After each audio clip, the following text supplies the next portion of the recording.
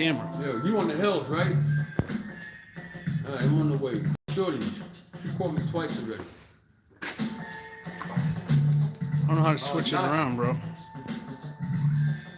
Shh, mute microphone. We're trying to switch. Why do you want to go live?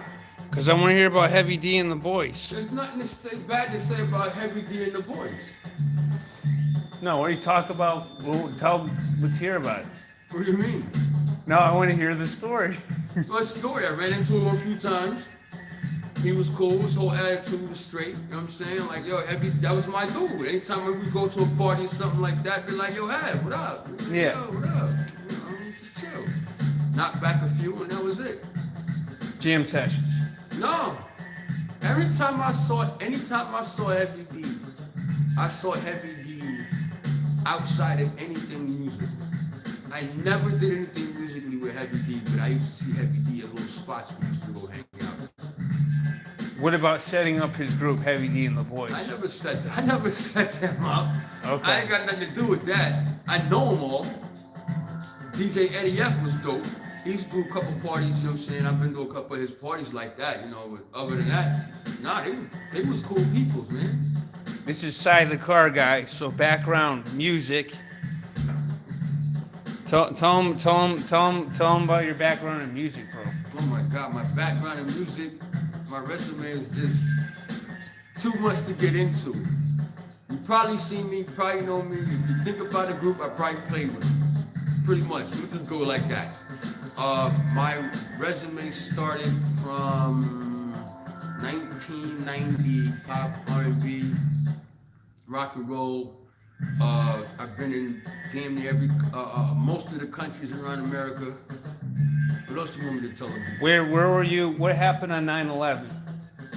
I was supposed to meet with Arista Records to play as their label drummer, and when the towers fell, I was on the train headed to Jersey City, on the PAV train. I was on the train, felt the vibrations, and when I came up off the train in Jersey, the towers fell. I just missed it.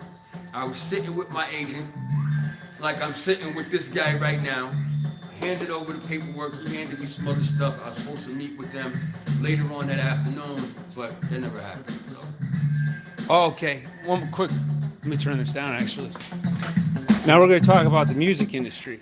What about occult stuff in the music industry, like parties and stuff like that? We're talking about like the occult. What kind of stuff did you see there? God, name something, pick something, I can tell you kind of thing. You see all kind of stuff with that because you have to consider it and have to look at it like you have all these people from different lifestyles and the imagery that goes on with the music industry and how you're supposed to act or what you're supposed to do. Drugs were real heavy. Drugs were super heavy. Everybody drank, hooked up with porn stars, always at a strip club kind of thing. Even if you go to after parties and whatnot, the stuff that you would see. And you'd be surprised that a lot of artists that claim to be, that come off with that rough image, yeah, they sweet as, you know, everybody's swinging. They swinging with guys swinging with guys, and girls swinging with girls, and guys and girls are swinging, and, you know, I don't know. What else you want to know? No. Do you think that was part of the occult stuff in the music industry? That part of the cult stuff in the music industry, you really didn't know about till you really knew about it. And if you wasn't part of it, you didn't know about it, but you knew something was going on, kind of thing. So it wasn't like I can't tell you that I used to hang out or I know cats in the Illuminati, or what's the other one that they there's another one that's out that everybody swear, like I never really saw all of that. If you had a click, you had a click. Okay, big. Who were the big artists you played with?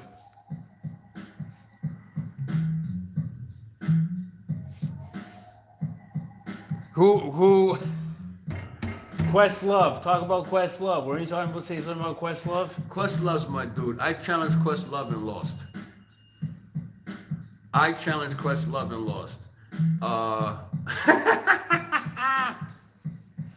Before I knew who he was at a jam session, and he came to give me constructive criticism. I was a young kid at that time. And he was like, yo, you need to work on your timing. I said, you need more pieces on your set. He's like, listen, whatever you do on a 10-piece set, I could do on my 4 or 5 little pieces. I said, I bet. So he threw money on the table. I threw money on the table. How old were you? Had to be like 19, 20? Yeah, like 19 to 20. And this is before I knew who he was. So they was like, so I threw money on the table. They was like, yo, Sai, don't do it. Like, yo, dude, you nice, but don't do it. I'm like, man, listen, get out of here with that. They was like, yo, Sai, don't do it. So Quest was like, all right, and he put money on the table. And so we had a bunch of, bets going on, yada, yada, yada. Needless to say, I lost. Immensely, like horribly, like disgracefully. I can't even say disgraceful because I gave it what I gave it, but what he was doing, see the Questlove that you guys know now, I would never ever, if I knew then what I knew now, I would never have challenged him. That dude is ridiculous the way his mind thinks. Him and Tony Royster, their mindset, Aaron Spears, like I can spit drummers out all day. Their mindsets is like ridiculous when it comes to how they break down patterns to play. You know what I mean? How they break down the beats in their head. It's just crazy. And the stuff that he produces is nuts. Oh my God. Neil's another one. Writing this stuff that everybody want to shake their tails to kind of thing. Okay, so you were signed. When were you signed? Oh, I signed. All my signings were like temporary. Like I signed for like a year here, a year there, 2 years here, 3 years here, yada yada yada. So it wasn't like I was under contract for like 10 years with the label, nothing like that. I was one of those guys they would call in to either to fill in or just because they already know my reputation back then was crazy. I got into an accident. That's what happened. When was your accident? My accident was in... What year? Oh, shoot, I don't remember. I just know that I'm not supposed to be walking. I'm not supposed to be talking. I'm supposed to be a vegetable, stepping up people's straws and stuff. And so my wife at the time that I'd never walk again, I'd never be on nobody's drum set, I wouldn't even talk. I spoke 6 languages. Now I'm stuck to remember pieces of. Right? So, like, how long ago that was? Yeah. So, what happened? What? In the coma? What happened? You were in a coma? You got hit by a bike? What's your boy? What's your boy introduction? Sai the Car Guy.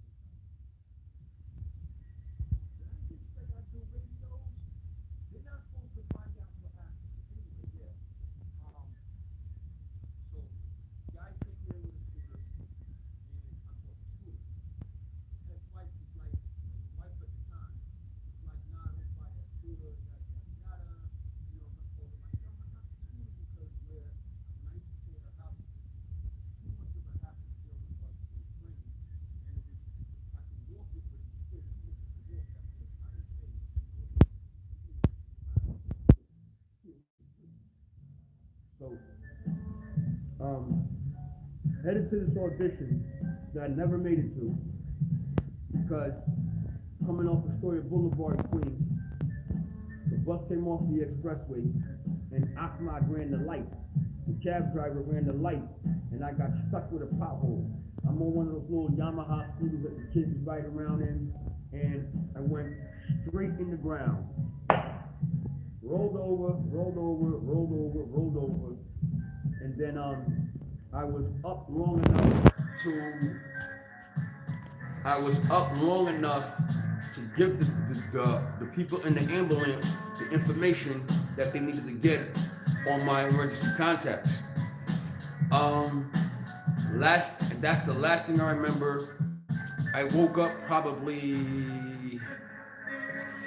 I was told I was in that thing for like 6 months, 7 months.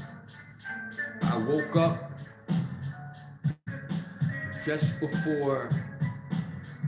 like a month and a half before the towers fell.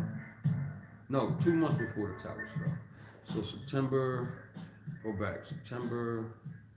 So you wake up from a coma. Yeah, woke up from the coma. Like I said, I was told I wasn't gonna walk, wasn't gonna talk, nothing like that. I was up in like a couple weeks. Back playing drums in like a month. And you were told that you couldn't detail cars or I wasn't gonna nothing. be doing Nothing. Nothing. I'm supposed to be a vegetable with no teeth, sitting in a wheelchair right now. So Sai the Car Guy.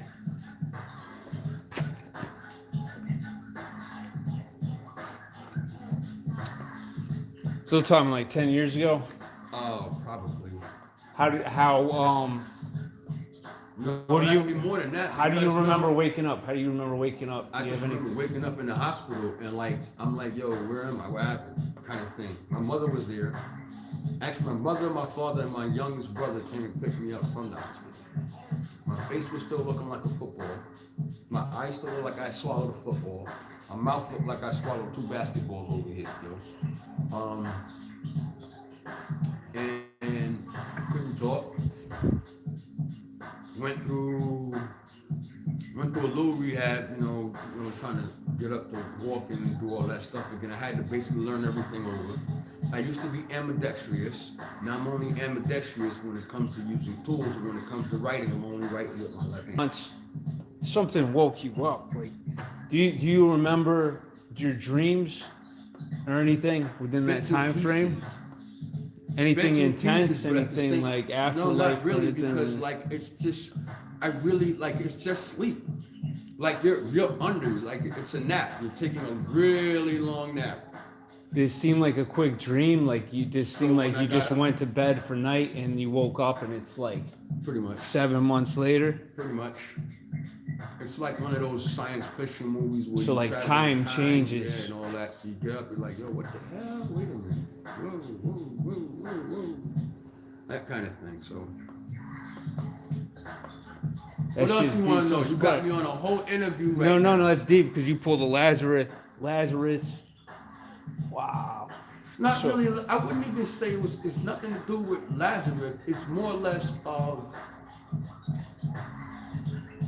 I don't know how much you believe in God, but God's like, all right, time to get up because I got some things you need to do. So get up. Cool. So that's talking 2 months. It's on my YouTube channel, Renegade. 2 months. Big up. Someone just gave us a shout. Appreciate that. 2 months before 9/11. So I get deep into 9/11. I get a lot of 9/11 stuff. So 2 months before 9/11. So what are you doing? You're doing recovery. You're in the city. Yeah, you're doing music. Getting back on my feet, figuring out how to eat. Trying to see what's what. A lot of times when I went out after the coma, because I'm a very exploratory guy, I gotta get out, I gotta see what's going on, and it was just one of those things where I just can't sit in the house. I hate sitting in the house. So it was one of those things where, all right, fine, you know what, the only way to get out, and get up, to get better, is to get up and get out. You know what I mean? Going back to old spots to see what did spark memories, because I lost a lot of memories. So a lot of times I would go wander just to get familiar. Yeah. You get what I'm saying? Yeah. So so I came out to Avon just to say what's up to Greg, but like I'm getting back familiar with the area and who I'm talking to and whatnot and how it goes on out here as opposed to what goes on in Manchester kind of thing. Yeah, yeah, You know yeah. what I'm saying?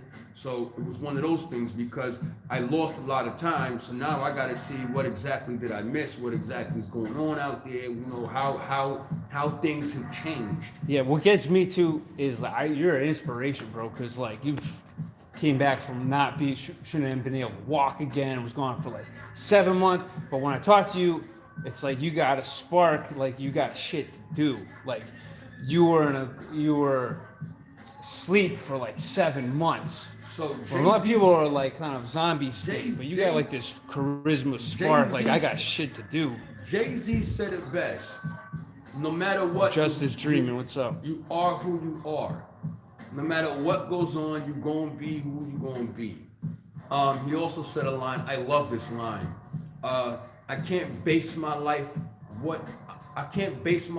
on what everybody isn't. See, the thing is, regardless of the fact, if you a go-getter, you're gonna get up and go get it. Every so often, sometimes we gotta take a couple days, we gotta take a couple hours and get our mind right. But regardless of the fact, if it was in you then, it can still be in you now. It's just what you decide to do with it. Anytime I like to say this, and sometimes I can give the advice, and you know how it goes. You give somebody advice, but you can't take your own advice. But my own advice that I like to give out, that I take, is nobody knows the story better than you do. So no matter who says what, everybody's gonna talk. Everybody's gonna have something to say. At the end of the day, it's all about what you're gonna get up and do. So if it wasn't it being my personality to get up and go, I'd have still been in somebody's bed drinking out of a straw with no teeth. So you think you're more like that now than you were before? No, I'm the same person then as I was now. I just know what I did. I just know a little bit more than I do now, so I know how to handle it differently. Get what I'm saying? Yeah. See, it's all about. You got me going here. It's all about how you perceive life. It's all about what you learn and how you take your experience and you take the information and what you have learned, and when you mature with it, how you use it as you mature. I used to be all over the place. Now, if it ain't about money, I ain't going nowhere. Plain and simple. There should be a point in time in your life where you know what?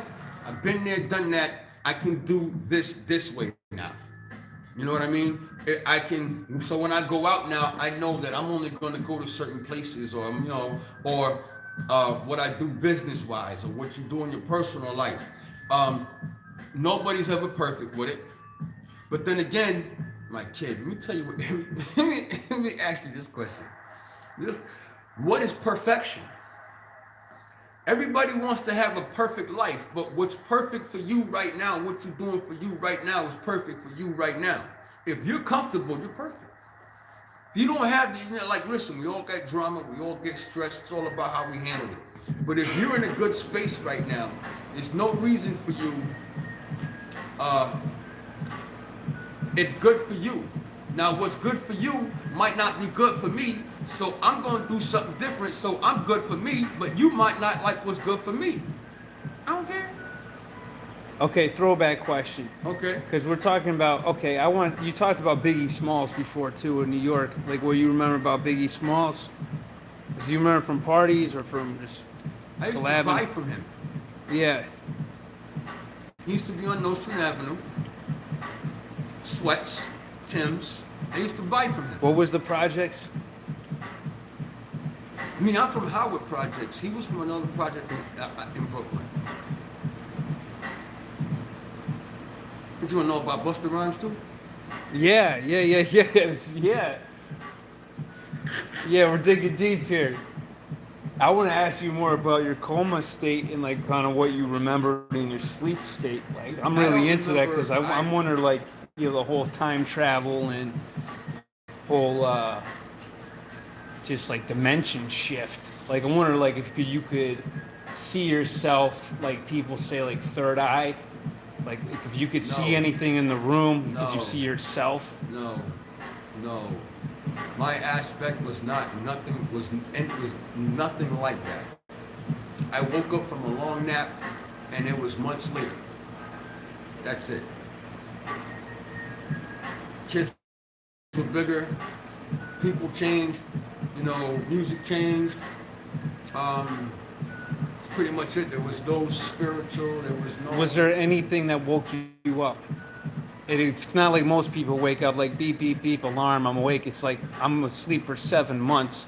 No, All I of a just sudden got I up. wake It's up. just one of those things. Wake it's up. just What do you remember waking up? Waking up in the hospital, like what the hell?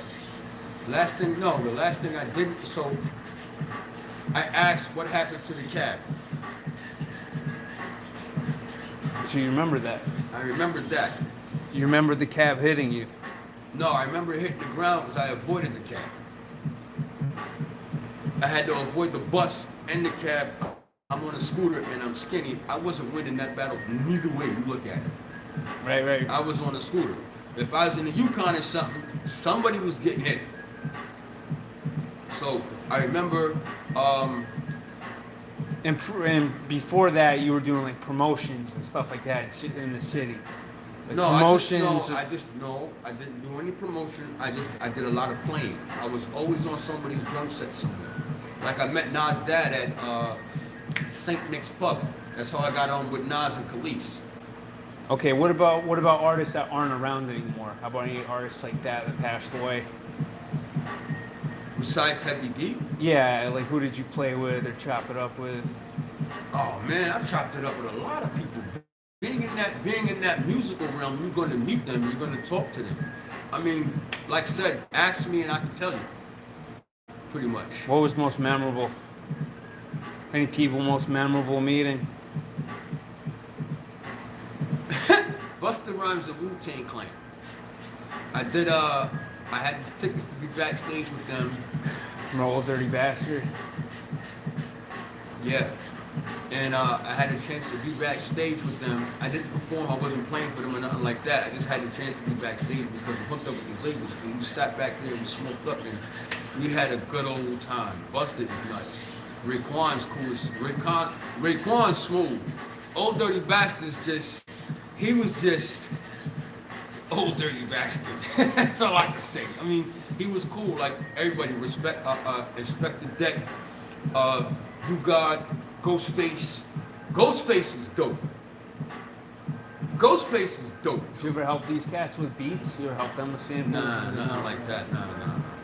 Stuff I did when I got called in to do beats. Somebody else credit. I got paid for it. What kind of beats? Just live stuff. I've done a couple of live things. At this point in time, because you caught me on the spot, I can't remember exactly. But I've done stuff that Dark Child Sold and Mary. I've done stuff that I've done a lot of gospel stuff. Oh shoot! Look, you completely caught me off guard. And this is bringing back a memory too. Massive P. I know those cats. Do you remember Guru? Yeah, I met him a couple times at a couple parties, a couple shows. My cousin rocked the mic with him overseas. Yeah. At a drum and bass thing. Yeah, drum and bass. Yeah, nah, he liked His to do that a pictures lot. really. Overseas is where I met a lot of artists, and believe it or not, some of them remember me, some of them don't. But like I said, a lot of places I went, I was with the band, so they didn't really. Our interaction wasn't, supreme. Like, yo, what up? It's like competition too, right? A lot of competition. Not really. Because once you're locked in, you're locked in. So what beats did you help throw samples for? You just talking about Fat Joe? Gave the ideas for it. Helped, yeah, all right. Yeah, you know what I mean? I might have went in and laid the drum track, laid the bass line real quick, and then that was that. Whatever they did with it after that, all right, fine. I still got hit off for it, so nothing. It wasn't at that point in time when I used to do that stuff. I didn't do I wasn't after the money. I was after the experience. I was after the. I genuinely got a love for that. Okay, you're still playing music when this is when you get hit by the scooter and get put in the coma. You're still playing music, and this is like you wake up 2 months before 9/11, right? You wake up 2 months before 9/11, and then what? You're starting to play music again. It didn't happen that fast. It didn't happen that fast. Like, but it did happen. So that you're fast. going to play a gig on 9/11, right?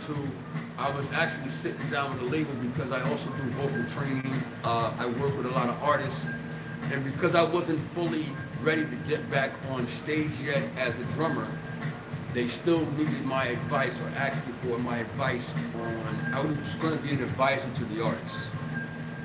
You get what I'm saying? They call it artist. They call it artist development. So I'm the guy who teaches you how to rock on stage and how to, pretty much, I teach you how to. I show you how to perform. Okay, so I'll ask you more questions on the occult stuff, like stage setup and things like that. We'll get into that more because I'm interested in that, how they set the stages up. You know what I mean, with the props and lights. There's a lot of witchcraft going on. It's witchcraft and everything. No. With the if stages, you really want there's to a look lot at it of like that, it's witchcraft and everything. There's spirituality and everything. Everybody's got a mark. Everybody's got something to say. Everybody's got an angle. It's all an angle. It's all an angle. It's all an angle. At the end of the day, in all honesty, it's all bullshit. Yeah, we'll get more into that. So you're up from your coma. You're going on tour. Who are you going on tour? Playing with Erykah Badu or something? I was supposed to. Okay. I was supposed to do the Badu thing. I did the Fuji's thing. I did the Jagged Edge. No, not Jagged Edge. I did the Jodeci thing.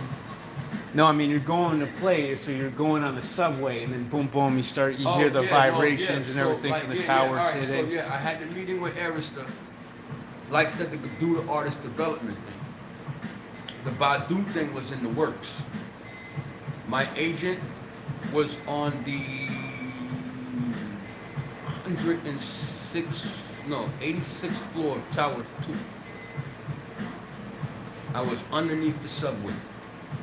Your agent was on there? I hated going up to his office because sometimes when the wind blew, the building kind of swayed a little bit. I hated going up there, so he used to meet me down, especially on windy days, he used to meet me down in the subway. You know what I'm saying? Yeah. So just as I leave him. Yep. Just as I leave him, I get on the train, go to Jersey City. So I had to go over there and talk to some people. So when the first tower fell, we felt the vibrations, but nobody really thought anything about it because they were already doing construction on this downstairs in the subways anyway because they're making new tunnels. You get what I'm saying? Yeah, they was already doing construction, so you heard, felt, wasn't a big thing either. It's like, all right, so you get over to, so when we finally got to Jersey City, we smelled smoke. Smelled it like, what the heck? Why does this smell like that? So you go upstairs from the train station, go upstairs, and everybody's standing around. Yeah, subways didn't stop. Subways are still going. No, it was still rocking. Mind you, when the towers fell, I was under the Hudson. Okay, so you must have felt the ground rumbling. I went from Manhattan. Yeah. Okay. So you felt like an earthquake kind of thing? Yeah, but it wasn't a big deal because they making new tunnels, they doing new stuff. I bet not a problem. Boom, boom, boom. Trains still going. Lights are always flickering on trains when you get, when they switch over. That's how you know you switched over. And then you smelled it. You really didn't think about it. Go upstairs. Smell like explosives? No, it just smelled like, I wouldn't even really say explosives, but it just smelled like they was doing construction work. Because you think about it when they're doing construction work. I remember the smell after. It was like stinging, a stinging smell, so, whatever. I get up top in Jersey City and everybody's standing around. I'm like, yo, what happened? Somebody got into a fight? What? Car accident? What? Dude looked at me and said, yo, son, the towers just fell. I'm like, what you, oh, snap, smoking. Smoking. Oh, shit. Took me 2 days to get back to New York. So They this closed down the you're bridge. still doing physical therapy now. Right. You're playing music, doing gigs, but still doing physical I'm not, therapy. I wasn't really doing gigs at that point in time. I'm still getting my, getting my coordination together. Yeah. But you're like, going when to it's America Badu thing? No, that was something else. Okay. When I was supposed to meet them, I was supposed to go on to help the artists develop. Right. Right. So it really didn't require too much physical, me doing anything physical. Okay. So Right. this is 9/11. Right. Yeah, gotcha. So I just happened to go over because I'm gonna go run into some guys. I remember they owe me something. Yada yada yada. Let me go back over to this area. Yada yada yada. And yeah, the towers were smoking. It took me 2 days to get back to New York. You couldn't cross the bridge. You couldn't get on the train. You couldn't take a taxi. You couldn't do nothing. And then you came back to Connecticut. You came to Connecticut for physical therapy. No, I was still doing physical therapy. I didn't come to Connecticut till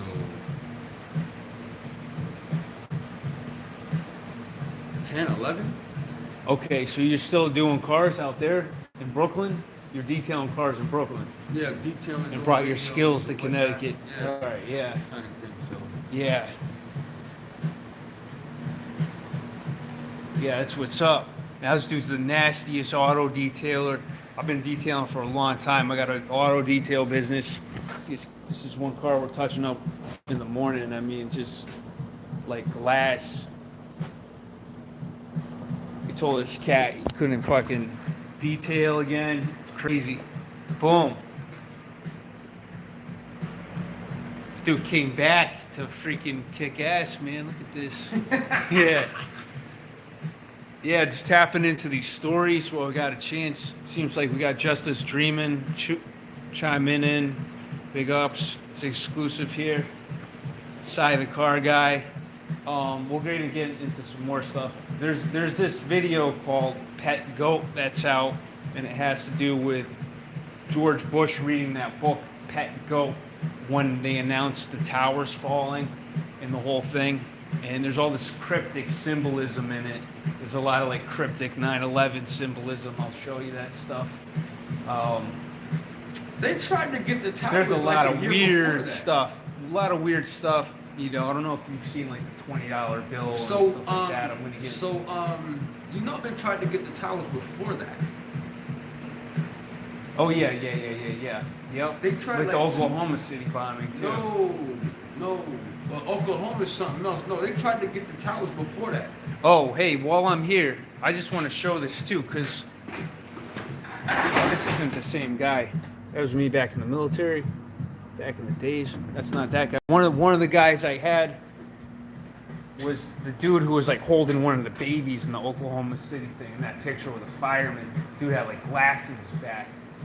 Now this was like back in 99, something like that. 99, 2000, yeah. But I remember. But no, it's not. I wasn't even there. That was just a story I have. I remember talking. He was in the Oklahoma City bomb building when the bomb went off, talking about his friends being decapitated right in front of him. So I remember just working with this guy, and dude had like glass in his back. But 9/11, we're gonna get more into 9/11 big time. Heavy D and the Boys, that's probably the biggest one, Heavy D, right? I titled this, we started off talking about Heavy D. Heavy D, yeah, Heavy D was just a cool dude, man. He was a cool dude. All of them was just like, but I'm getting out of work, and we at the bar, and I'm in this, and I don't have a fancy watch, but everybody said my watch fancy, but like it was just love. Everybody was just love back then. What's going on now? I don't know. But so you got a tour with the Fugees or a Wyclef? Yeah, did the Brazil tour with them. Yeah, man, Carnival. What year? Don't ask me years. I don't remember. I really remember my birthday. The only reason why I remember my birthday is because people always ask me what I want for my birthday. Yeah. Kind of thing. When's Christmas? April 4th. I remember.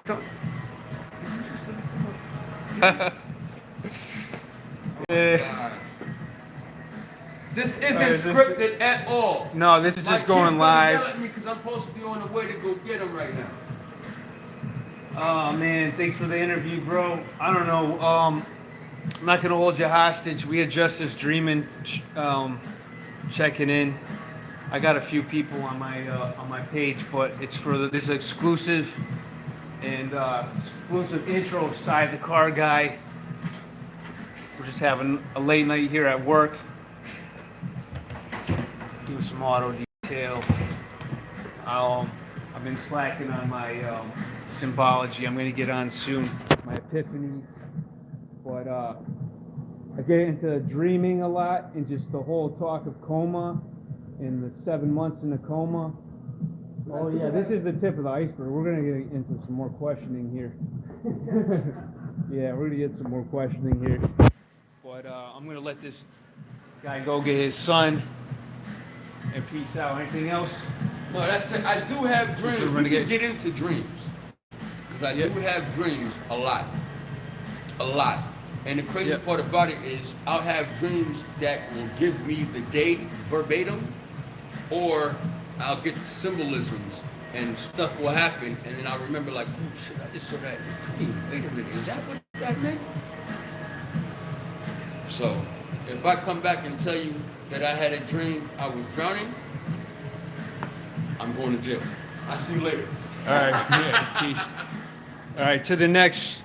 Thanks for tuning in, the Renegade. Catch you on the flip side.